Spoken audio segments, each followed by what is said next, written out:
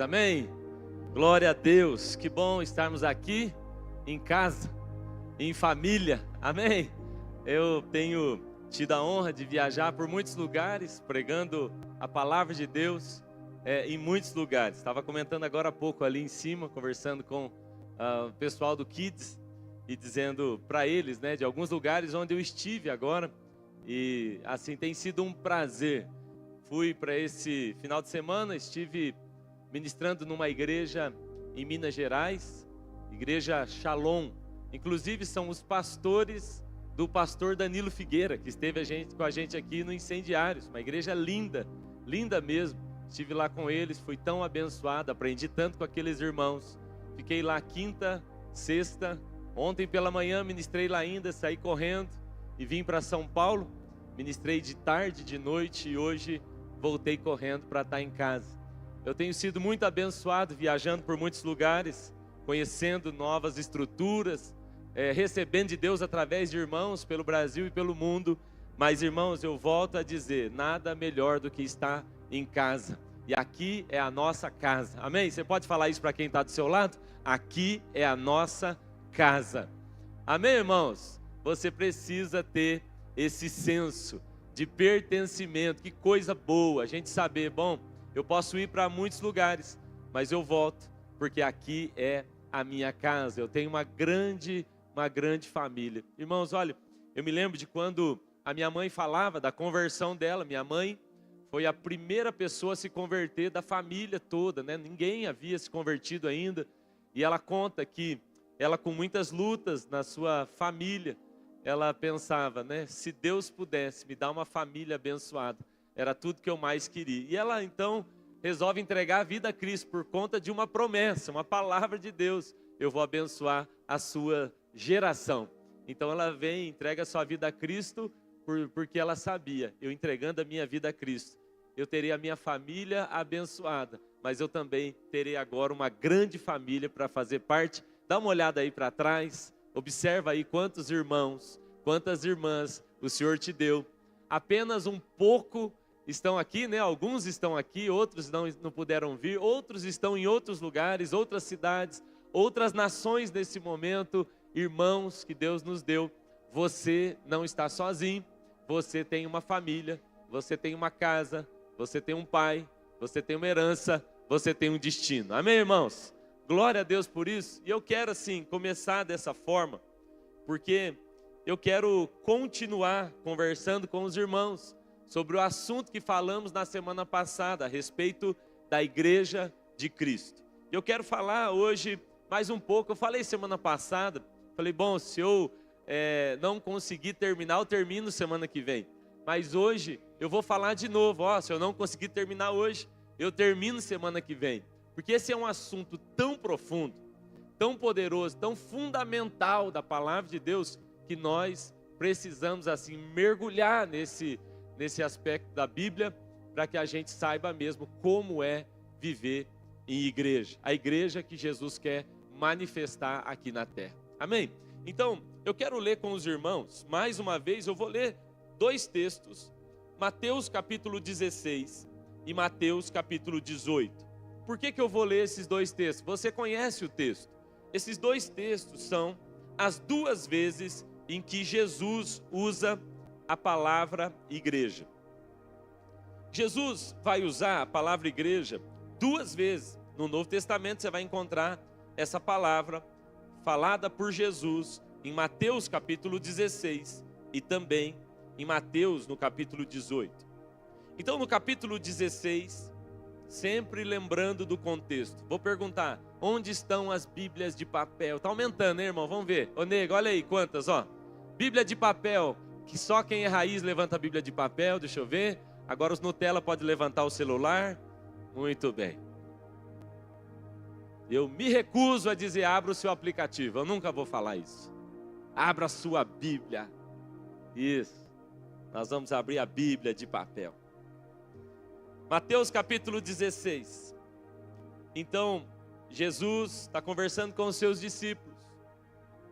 E ele, antes de falar sobre igreja, ele fala sobre revelação. Isso é bem sério.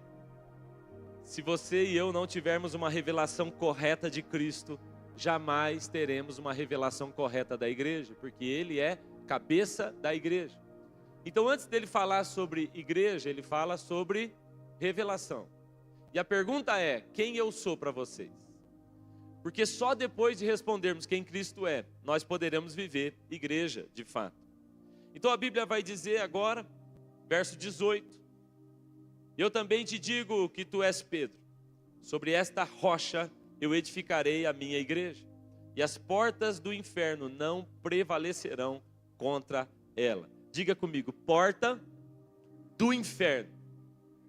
É importante, irmãos, a gente frisar que a porta é do inferno, porque dá a impressão, algumas vezes, que tem uns crentes, que eles estão achando que é a porta da igreja, que o risco está na porta da igreja, que a gente está assim, ó, segurando a porta da igreja, porque a qualquer momento o capeta pode entrar e acabar com a gente. É o contrário. A Bíblia não está falando que há um risco nas defesas da igreja. A Bíblia está dizendo que há um risco nas defesas do inferno. Ela não está falando de uma igreja defensiva, está falando de uma igreja no ataque e de um inferno em desespero, porque a igreja posicionada, a igreja que vive a revelação de Cristo, ela vai atacar as portas do inferno, e as defesas do inferno não podem prevalecer contra a igreja. Então o que ele está dizendo não é que a igreja está em risco, é o inferno que está em risco. É o inferno que treme quando a igreja de fato entende a sua posição e o seu lugar. Amém, irmãos? Leia o texto devagar. Ele está falando com Pedro, um homem simples, um simples pescador. Então, aqui ele usa a palavra igreja. Capítulo 18, então, você vai encontrar de novo a palavra igreja. Jesus aqui está conversando com os seus discípulos mais uma vez. É importante você perceber que o capítulo 18, ele começa com os discípulos perguntando: quem que é o maior? Sempre essa conversinha. Quem é maior? Quem que tem mais? Quem manda mais? O capítulo 18 começa assim. E é lindo o capítulo 18, porque é mesmo sobre uma conversa de família. Eu acho legal. Capítulo 18 é uma conversa de família. É a gente tentando descobrir, discutindo: eu sou melhor que você, quem que é melhor? E eles vão até Jesus. E aí então Jesus começa a conversar com eles. E ele vai falar: olha, sabe, se o teu irmão pecar contra você, vai até ele, conversa com ele. Não fica falando para os outros não, resolve isso daí. O que Jesus está explicando para nós aqui é que o ambiente da igreja é um ambiente de unidade, de comunidade tão profundo, que isso vai acontecer com você. O teu irmão vai pecar contra você. Tem gente que diz assim: ah, pastor, não vou mais na igreja não, sabe? Lá tem o fulano, e o fulano fez isso para mim. E eu falo: pois é assim mesmo o ambiente da igreja. É aqui que isso vai acontecer.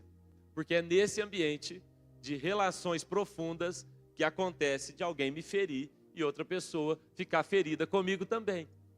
E aí Jesus então, falando sobre isso, alguém pecou contra você, vai, resolve, ajusta. Então, ele vai falar assim, lá no verso 19: eu ainda vos digo que se 2 de vós concordarem na terra acerca de qualquer coisa que pedirem, então isso lhe será feito pelo meu Pai que está no céu. Verso 20: porque onde estiverem 2 ou 3 reunidos em meu nome, ali eu estarei no meio deles. Amém? Jesus então, ele vai falar sobre a unidade, sobre como o corpo deve se organizar, e ele diz: ali eu estarei, no meio disso, onde você está resolvendo problema, resolvendo crise. E é nesse lugar que ele vai usar a palavra igreja pela segunda vez. Quando ele diz: chama o seu irmão, resolve com ele. Não resolveu, chama mais 2 pessoas para ir com você. Não resolveu? Agora vai e chama a igreja. Então a igreja aparece de novo num ambiente de conflito. Amém, irmãos? Tudo bem até aqui? Vamos orar? Feche os seus olhos e peça que o Espírito Santo então fale ao seu coração, em nome de Jesus. Pai, nós oramos aqui nessa noite pedindo que o Senhor traga de novo a nós revelações profundas sobre esse tema, sobre esse assunto que o Senhor deixou tão claro na sua palavra. Nós queremos, ó Deus, ser igreja. Nós não queremos ir à igreja, participar de uma igreja. Nós não queremos consumir da igreja. O que nós queremos é viver a igreja como o Senhor nos chamou para fazer. Então, nos ajusta, nos alinha, nos ensina, arranca de nós o que não serve, tira tudo aquilo que nos impede de ter uma conexão real, genuína com nossos irmãos, que a gente hoje consiga sair daqui entendendo um pouco mais sobre o que é ser igreja. Em nome de Jesus, que teu Espírito Santo com liberdade se mova no nosso meio, é a nossa oração. Amém.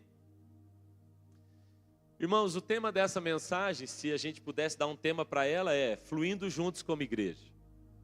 O ano do fluir, o Senhor está nos desafiando a fluir juntos, juntos como igreja. Você vai fluir sozinho, vai haver um fluir de Deus na sua vida, vai haver um fluir de Deus lá no seu quarto secreto.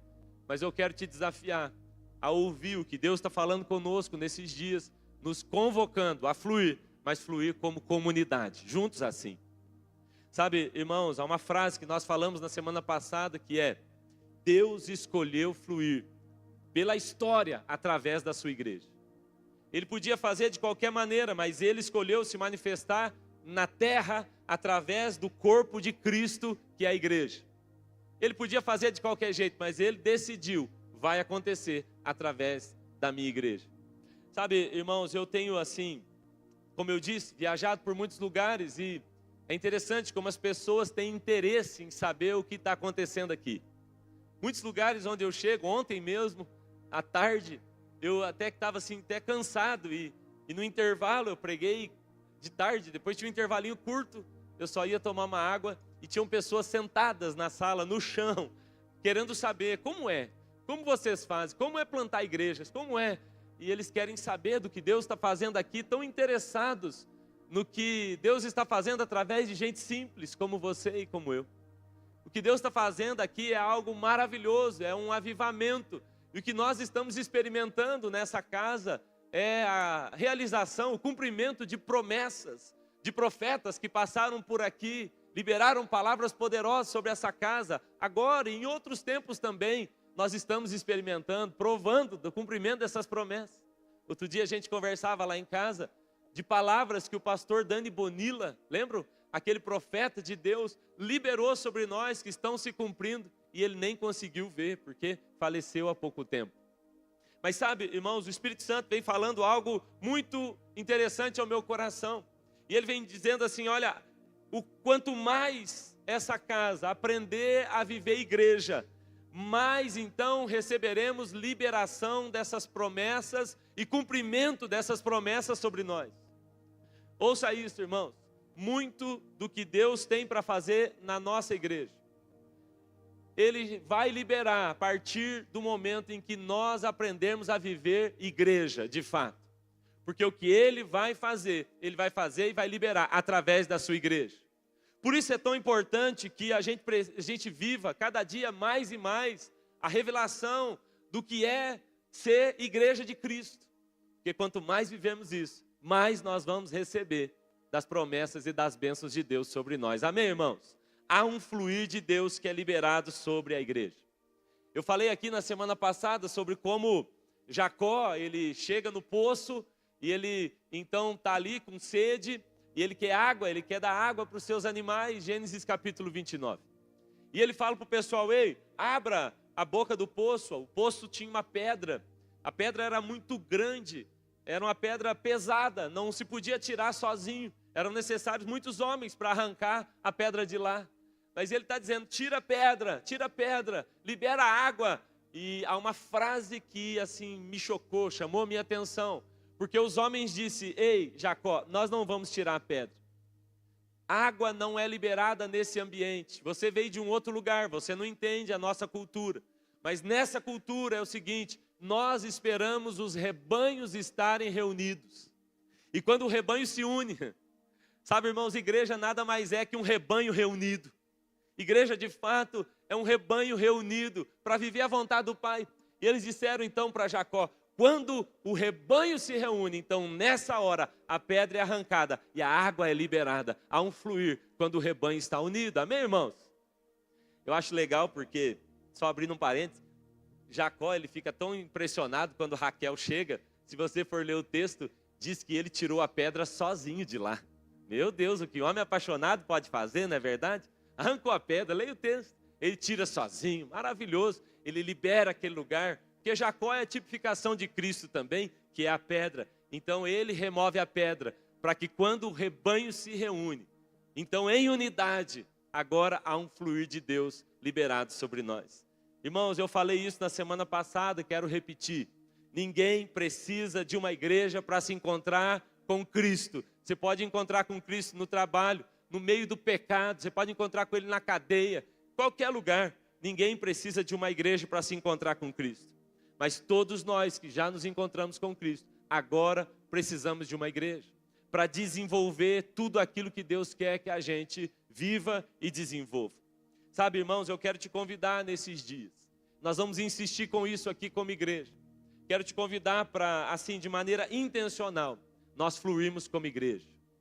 Eu sei que você tem aprendido a fluir sozinho, e eu quero, assim, confessar aqui publicamente, já falei semana passada, que nós temos, assim, insistido para que você flua no seu quarto secreto, flua na sala de oração, flua na sua vida devocional, mas eu acho que nós falhamos. Como pastor, eu quero confessar. Eu acho que a gente, assim, precisa desenvolver mais esse fluir como comunidade.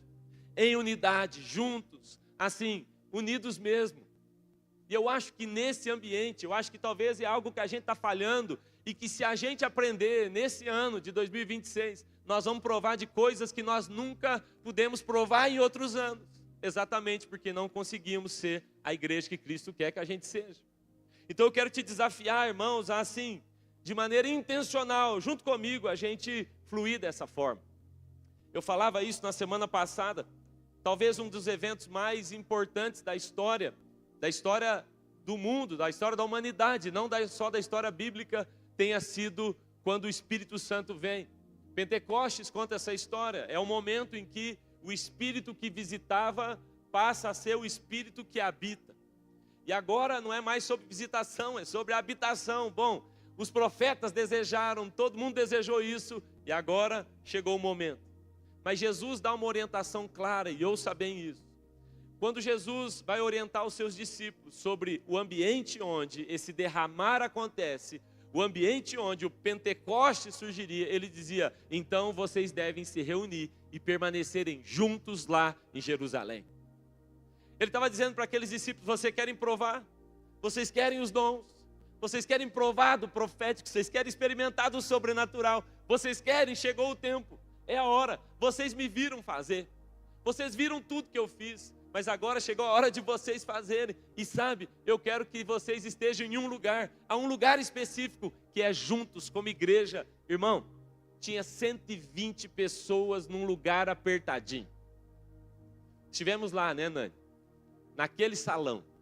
O salão que eles acreditam que aconteceu a vinda do Espírito Santo. Lá em Jerusalém, o cenáculo, uma salinha simples, eu posso imaginar que aqueles homens tiveram que se ajustar ali. Porque 120 homens, 120 pessoas, numa sala apertada, eles tiveram que aprender a conviver naquele lugar. Porque eles esperaram, orando, até que em um momento o Espírito veio e derramou sobre eles. Ele podia ser derramado em qualquer lugar, mas ele decidiu derramar na comunhão dos irmãos. Há um ambiente de comunhão, irmãos, que nós recebemos coisas que não vamos receber no quarto secreto. Há um ambiente de comunhão que você não vai receber porque você veio no culto. Há um ambiente de comunhão que você também não vai receber só porque você está nessa sala, está nesse salão. Não, é quando a gente vive a unidade do corpo e compartilha a vida um com o outro. É nessa hora, vivendo igreja, que a gente passa a provar de coisas sobrenaturais que a gente nunca provou ainda. Você está comigo, irmãos? Você quer ser igreja em nome de Jesus? Sabe, eu tenho assim confessado a vocês. Tenho dito que nesse início de ano, eu foquei em mim. Eu olhei e pensei, bom, se é para fluir, vai ser o meu ano. Eu quero fluir, eu quero mais, eu quero água, e eu comecei a orar, pedindo a Deus, o que é que o Senhor quer fazer comigo? Onde o Senhor quer me levar? Quais são os impedimentos que estão em mim? E sabe, irmãos, eu estou ouvindo constantemente Deus falar comigo, Cezinha, é mais do que isso. É sobre a comunidade, é sobre como você se relaciona, é sobre como você serve, é sobre como você reage, é sobre como você manifesta aquilo que eu coloquei em você sobre os irmãos. Se você quer crescer no fluir, aprenda a crescer na comunhão e na comunidade. Eu estava ouvindo essa música, que é uma das minhas favoritas agora. Qual a beleza? Vocês querem que eu cante, não? Qual a beleza, né? Como é que é a letra? Eu não canto porque eu humilho as pessoas, mas qual a beleza, né? Que eu ainda não vi. Qual é essa beleza de Cristo que a gente não conseguiu perceber? E a gente estava cantando aqui, irmãos, essa é uma das minhas músicas favoritas nesse momento, que eu mudo também, logo eu já mudo. Mas essa aí, assim, tem mexido comigo, porque é uma oração, né? É um grito, é algo que eu queria falar. Cristo é a melhor coisa que Deus podia nos dar, né? Nada mais que Ele nos dê agora vai ser tão maravilhoso do que Cristo. Demais. Mas essa canção faz uma pergunta: qual é a beleza que eu ainda não vi? Qual é a face, qual é a revelação que eu ainda não percebi? E sabe, irmãos, eu descobri a resposta. Eu estava orando sobre isso e fiquei pensando que há uma beleza, há uma revelação de Cristo que a gente ainda não viu, que é a revelação de Cristo na terra através desse povo aqui. Você quer uma resposta para essa pergunta? Dá uma olhada aí mais uma vez para a sua volta e eu te mostro. Está aí uma beleza de Cristo que talvez você não admirou ainda.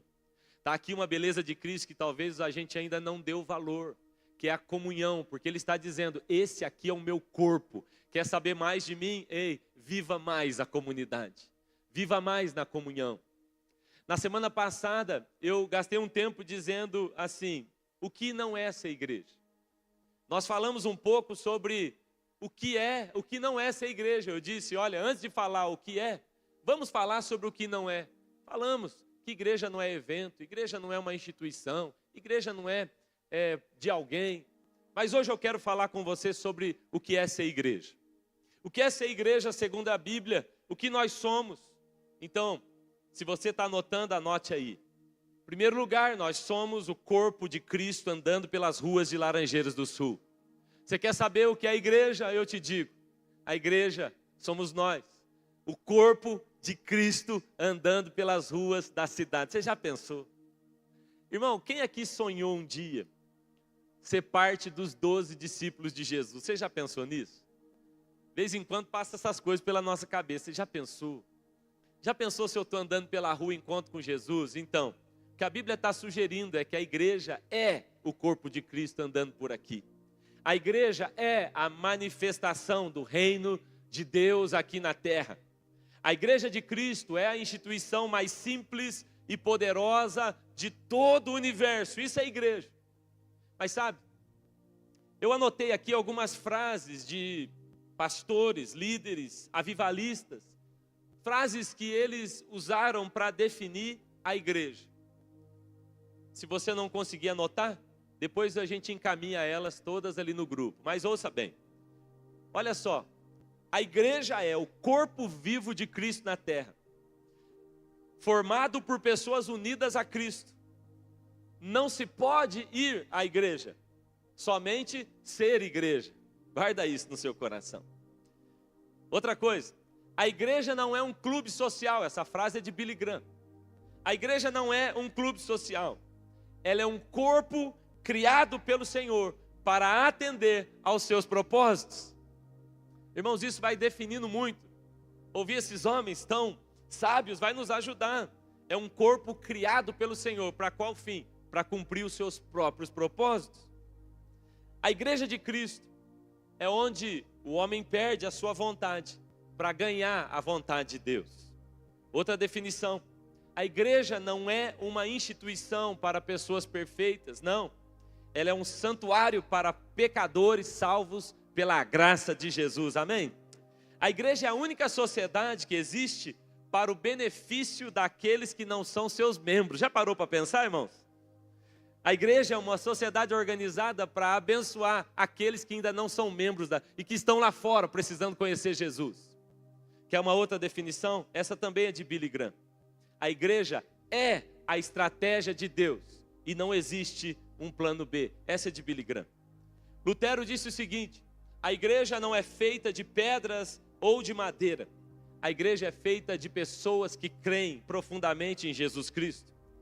Spurgeon disse: a igreja é a oficina de Deus e não o museu de Deus. Guarde isso, por favor. Isso não é um museu, isso é uma oficina.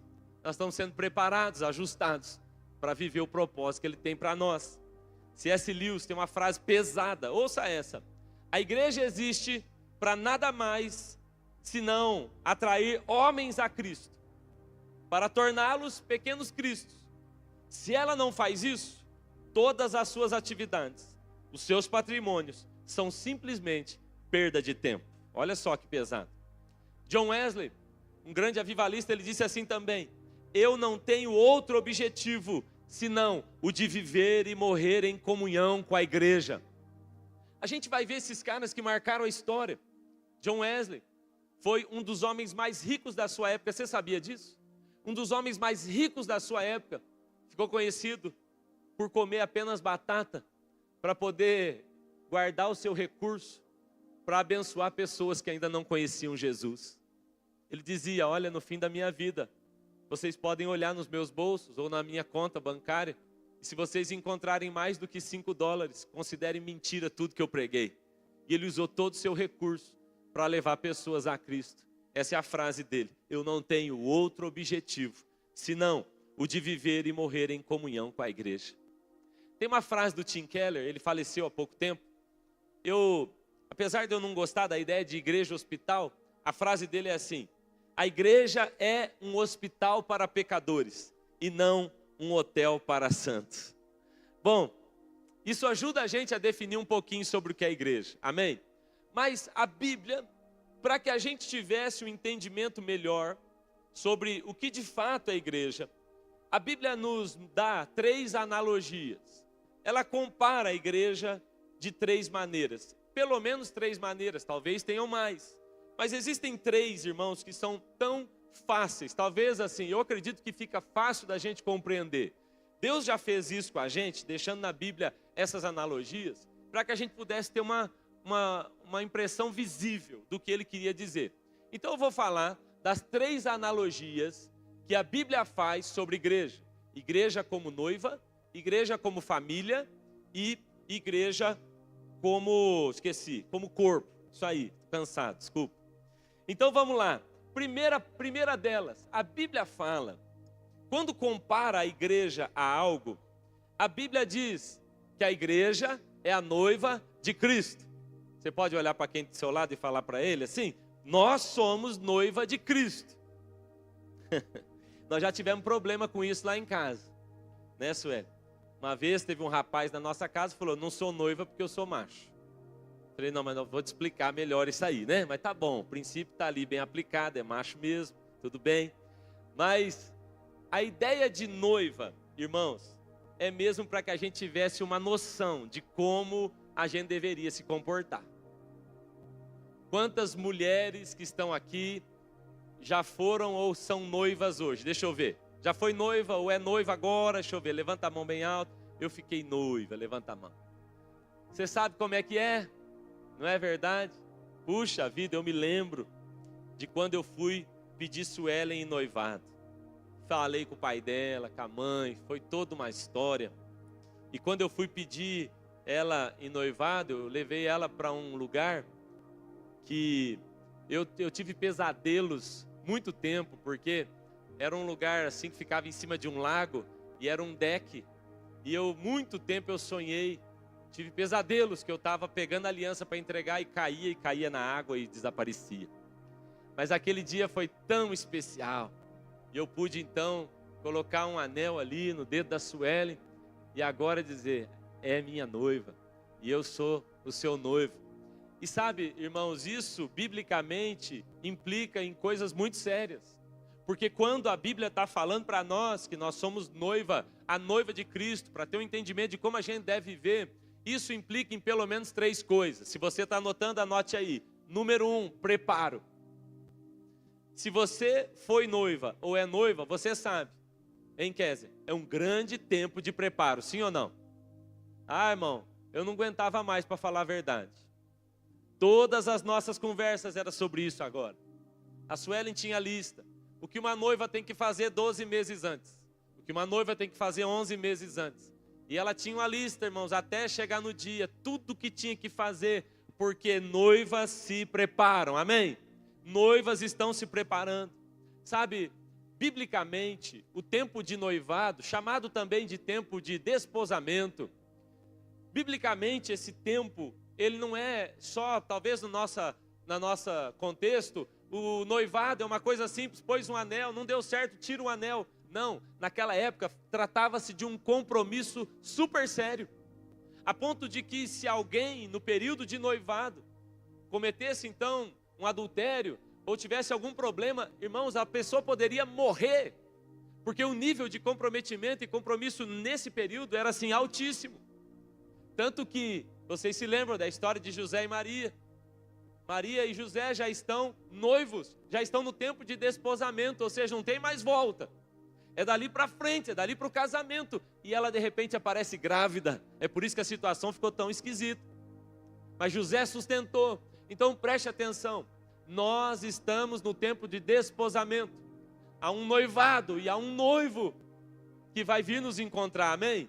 E o primeiro aspecto que a gente deve perceber é que a noiva, ela tem uma dedicação exclusiva para o preparo do seu casamento com o seu noivo. Deixa eu te perguntar, como é que você está se preparando para esse encontro?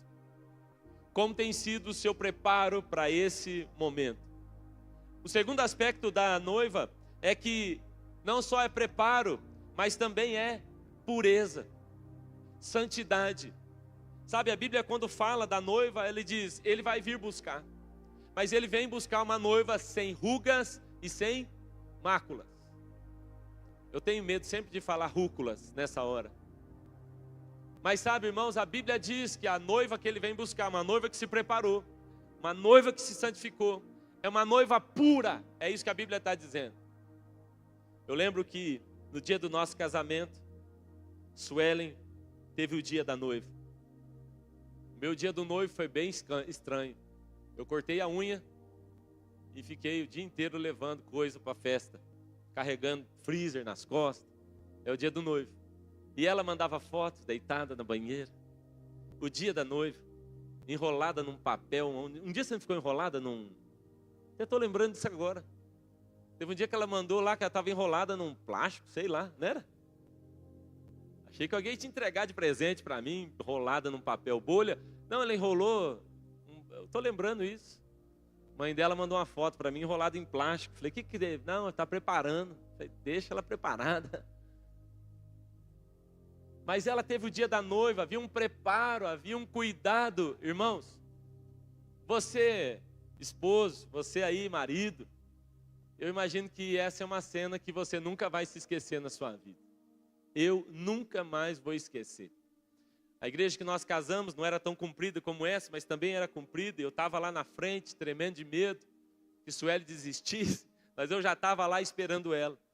Mas irmãos, quando a porta abre e ela aparece, sabe, eu tenho várias lembranças do nosso casamento, mas essa, de quando ela surge, impecável, linda, o pai dela do lado dizia, saia, dá licença, está estragando, deixa eu olhar para ela só. Ele está assistindo? Brincadeira, hein? Pode ficar. Não, mas eu olhava e dizia, meu Deus, que ela se preparou, pura, santificada. Eu olhava para ela e dizia, eu esperei por isso. Eu esperei por esse dia. Eu estava olhando ali para a paixão da minha vida entrando, toda de branco, virgem, separada para esse dia. Sabe, irmãos, quando a Bíblia fala de uma noiva, é mais ou menos isso que eu imagino que Ele espera de nós. Um preparo, uma santificação, uma separação. Eu já sou dele, eu não sou de mais ninguém. Eu vou fazer tudo o que ele gosta. Eu vou me organizar para aquele dia. Eu vou me preparar para me encontrar com ele santificado. Amém, irmãos? Você sabe que a Bíblia diz que Jesus, quando o Espírito Santo vem sobre ele, há uma palavra diferente ali que diz que a pomba pousou, e o texto grego é como se a pomba pousasse e permanecesse ali no ombro dele. Eu me lembro de um dia que eu estava numa praça, eu já contei essa história, eu estava numa praça e eu estava dando comida assim para umas pombinhas, e lá em São Paulo, e qualquer movimento que eu fazia com o pé eu espantava elas. E um dia o Espírito Santo falou comigo: Cezinho, cuidado para não espantar, cuidado para não afastar o meu espírito, cuidado para você não abafar a ação do meu espírito. Sabe, irmãos, todos nós recebemos uma porção do Espírito Santo, eu disse isso. Todos nós temos essa pomba em nós, ela está aí no seu ombro. Dá uma olhada no ombro do seu irmão e fala: tem aí, tem uma pomba aí. Fala para ele: ó, você está cuidando dela. Há um nível de santificação, há um nível de santidade, há um nível de separação, irmãos, que nós não podemos negociar. Quando ele diz da noiva, ele está falando: ei, você precisa encontrar com ele de branco, não é todo manchado não, todo bagunçado, não, ele não vai buscar uma noiva assim, não é uma noiva toda rasgada, envolvida com todo tipo de nojeira, que tem gente dizendo: não, eu sou de Jesus, ele é bom, sabe, ele não liga para essas coisas. Então, eu nunca vi um casamento que entrou uma noiva toda suja de barro, rasgada, eu nunca vi, não é sobre isso.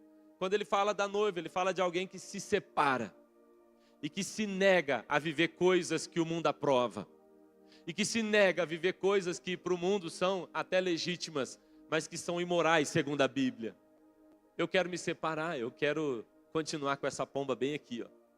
Eu quero continuar toda vez que eu vou falar alguma coisa, toda vez que eu vou conversar com alguém, eu me lembro: tem uma pomba, há um Espírito que é santo, e ele está sobre mim. Amém, irmãos? O terceiro aspecto da noiva é a expectativa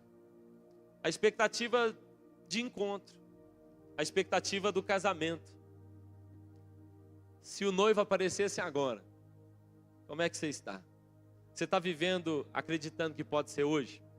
Na cultura judaica, irmãos, o noivo ia se preparar, e ele não avisava quando ele voltava.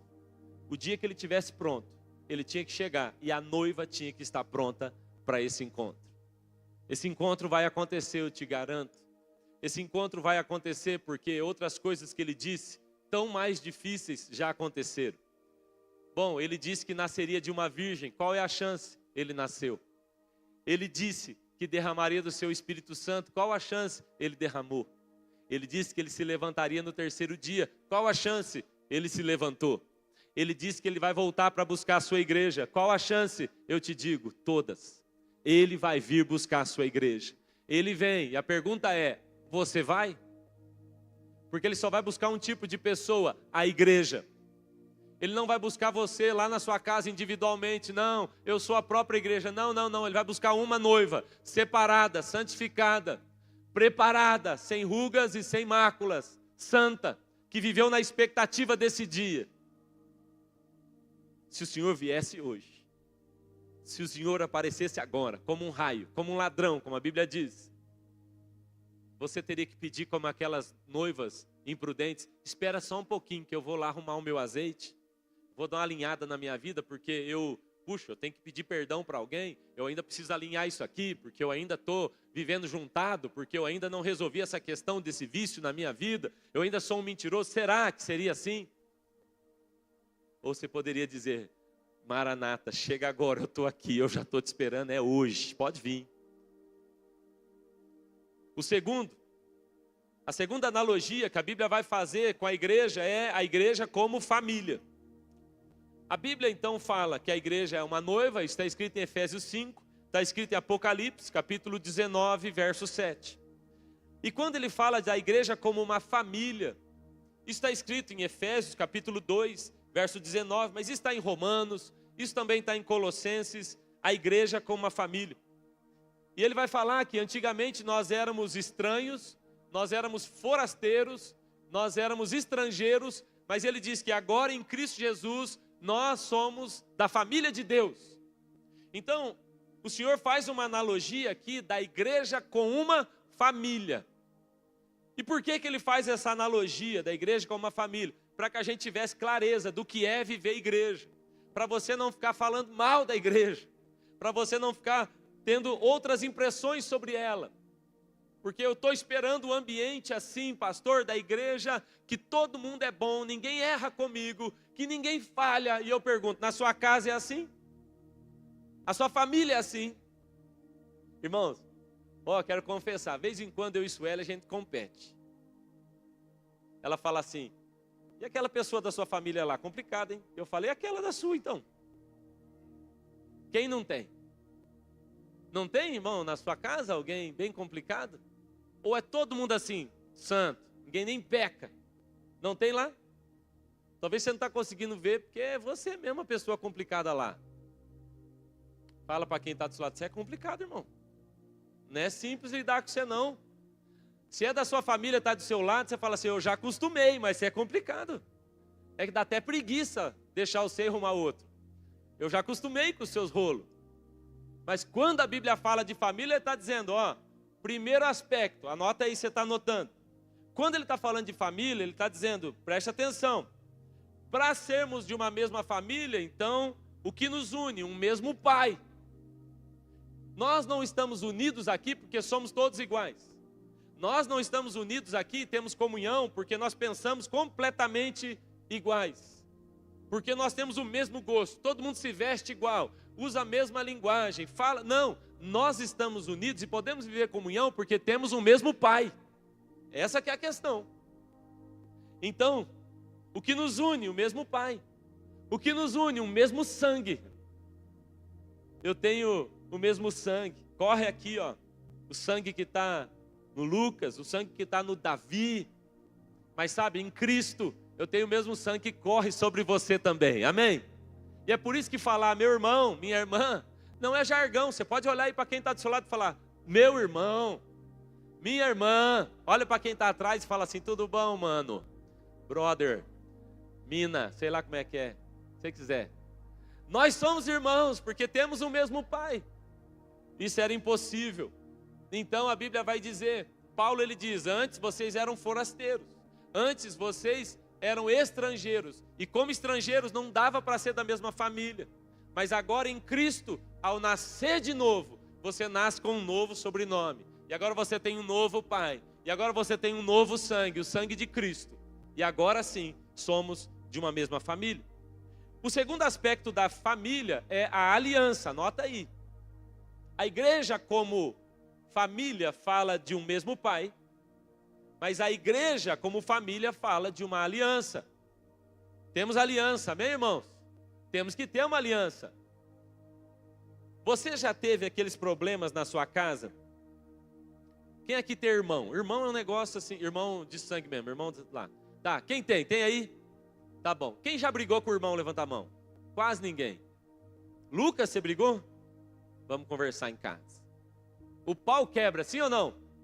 Talvez não tenha alguém que você tenha arrumado mais confusão do que com o seu irmão, com a sua irmã. É ou não é? Ruma rolo. Mas assim, já aconteceu de alguém na escola resolver bater no seu irmão? Já? Arrumar confusão? Você fala, eu posso bater, você não. Nós temos aliança. A nossa aliança não é quebrada porque ele faz alguma coisa que eu não gostei. Por mais que seja complicado, nós temos uma aliança, nós temos um compromisso, irmãos. Ouça isso. A história bíblica vai falar para nós de um primeiro homicídio. Onde acontece? Irmãos. Um irmão contra um outro irmão. E a segunda pergunta mais importante da Bíblia, porque a primeira é, onde você está, Adão? E a segunda é, onde é que está o seu irmão? E eu fico ouvindo o Senhor o tempo todo falar com a gente isso aí. Ei, cadê o seu irmão? Porque se você é igreja, se você é família, então você tem que dar conta do seu irmão. E aquele mal educado do Caim, ele falou, eu não tenho nada a ver com meu irmão. Aquele mal educado do Caim falou, meu irmão tem os problemas dele, eu não tenho nada a ver com isso. Não, não é assim. Nós temos tudo a ver com os seus problemas. Uma vez uma pessoa falou para a gente o seguinte, pastor, chamei ele para um confronto, está acontecendo isso com você, fulano, te viu lá, você estava lá. Ele falou, pastor, ninguém tem nada a ver com a minha vida. Eu falei, então você precisa de um outro ambiente, porque aqui na igreja é um problema seríssimo. Todo mundo tem a ver com a sua vida, todo mundo. nós vamos bisbilhotar a sua vida, nós vamos tentar te ajudar. Tem um adolescente aqui da nossa igreja, vou falar o nome dele não, depois eu chamo ele aqui na frente, mas não vou falar o nome. E aí ele estava achando muito ruim, porque ele falou que um dia ele estava não sei aonde, aí ele estava planejando fazer uma coisa errada, aí passou um irmão da igreja, falou, opa, bom. E aí depois ele estava numa outra situação, de novo, num outro ponto da cidade, e mais uma vez passou um irmão lá e falou, opa, bom. E aí na terceira vez era eu que estava passando. Eu dei um bom para ele também.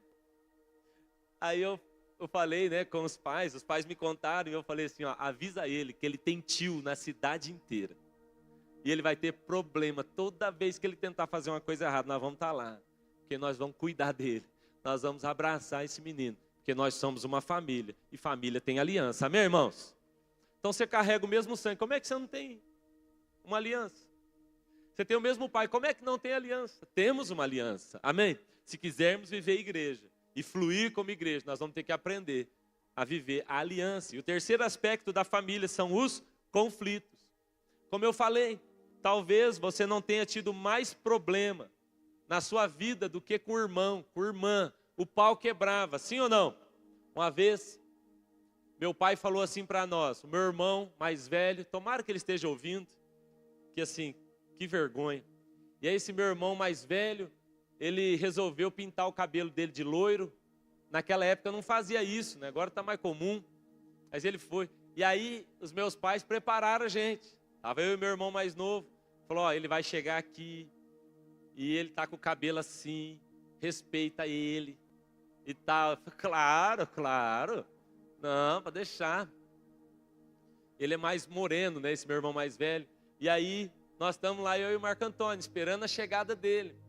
E ele chegou, e a hora que ele entrou com aquele cabelo loiro, e eu fiquei olhando para aquilo, tão estranho, e o meu irmão falou assim, ó, o Michael Jackson, e aí o meu irmão já tacou um negócio na cabeça dele, o pau quebrou, e nunca passou por isso na sua casa?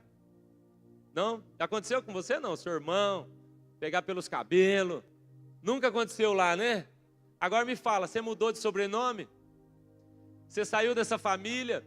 Sabe o que a Bíblia diz? Quando Jesus usa a palavra igreja, é num contexto assim, se o teu irmão pecar contra você.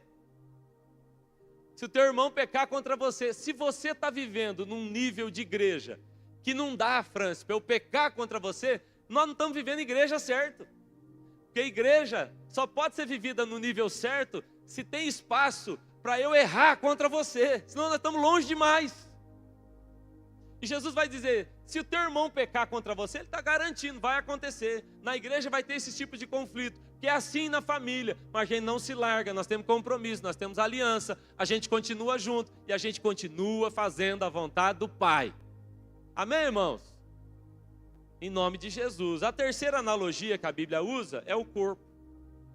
E agora a Bíblia vai dizer então que em Efésios capítulo 1, verso 22, em outros textos também vai falar. E quando ela trata da analogia então do corpo, ela está falando que todos no corpo têm um lugar e uma posição. Isso é muito importante. Se você quer viver igreja, é importante que você saiba que você é um membro importante no corpo. Você é um membro importante no corpo. É importante você saber isso. Com funções diferentes, mas super importante. Quando a Bíblia diz que nós somos parte do corpo de Cristo, a igreja é o corpo de Cristo, ele também vai dizer, cada um no seu lugar, cada membro no seu lugar. Outro dia, uma pessoa falou, se nós somos membros do corpo de Cristo, aquele irmão que é tão querido, ele é o olho azul de Cristo. Que irmão maravilhoso. Mas tem outros lugares também, não tem? Tem o dedinho do pé, ninguém quer estar lá. Tem funções, tem lugares, irmãos, e todos são importantes, amém? Então, quando você não cumpre a sua função, quando você não age no lugar onde você foi colocado e conectado no corpo, você faz muita falta. Faz muita falta. Então, em primeiro lugar, como igreja, a igreja como corpo, você precisa se lembrar que você tem um lugar, você tem uma posição.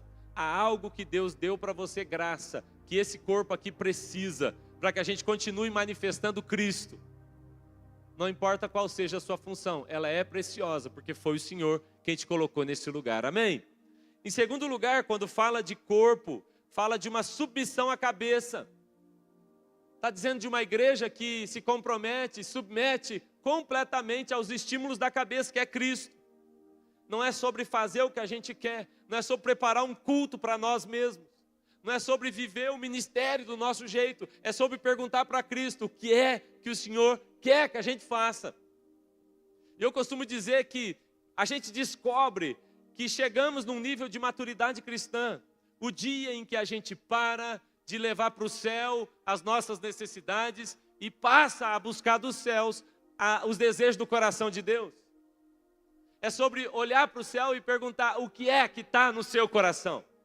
Muito acima do que aquilo que eu preciso, muito acima do que aquilo que eu desejo. A pergunta é, o que é que a cabeça está mandando fazer nesse momento? Eu estava nessa viagem agora e eles me perguntaram lá, pastor, você gosta de viajar? E eu falei, sabe como eu vou te responder? Lá em casa, antes de sair para a viagem, eu peguei na mão do Lucas e do Davi e eu falei, olha aqui para o papai. Eu faço isso sempre, mas eu fiz dessa vez porque eu de novo queria marcar isso no coração deles. Olha aqui para mim, responde para mim, qual é o lugar que o papai mais gosta de estar? E os dois disseram, aqui em casa. Quem são as pessoas que o papai mais gosta de estar junto? E os dois disseram, é com a gente. E eu falei, vocês têm razão, vocês acertaram na resposta. Agora, por que é que mesmo assim, papai vai viajar? Mesmo querendo estar aqui, mesmo querendo estar com vocês, mesmo vocês sabendo que esse é o meu lugar preferido e vocês são as minhas pessoas preferidas, por que que eu vou? E eles disseram, porque Jesus está te chamando para essa missão. Porque apesar de eu desejar muito algumas coisas, eu sei que eu só posso ser igreja, eu só posso ser considerado fiel se eu corresponder àquilo que a cabeça está mandando eu fazer. Você está entendendo isso? Então, se você veio na igreja e tudo que você vive aqui é o que você quer, é o que você gosta, e se tudo o que te faz querer ir embora é que as suas vontades não se satisfizeram, é porque o culto não foi do jeito que você gostou, eu sinto te dizer, você ainda não é corpo com a gente.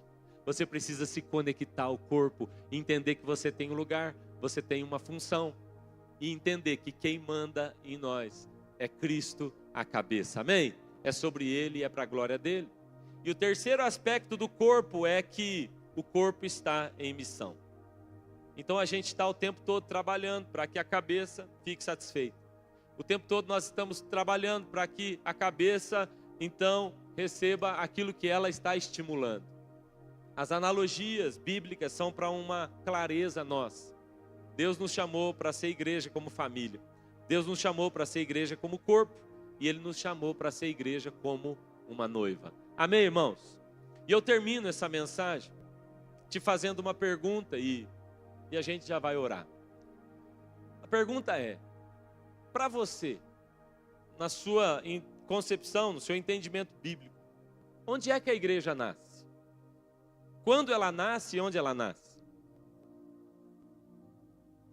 A gente pode ter, assim, ao longo da nossa vida, ouvido algumas coisas que não são verdadeiras. Outro dia eu ouvi alguém dizer, a igreja nasceu em Roma.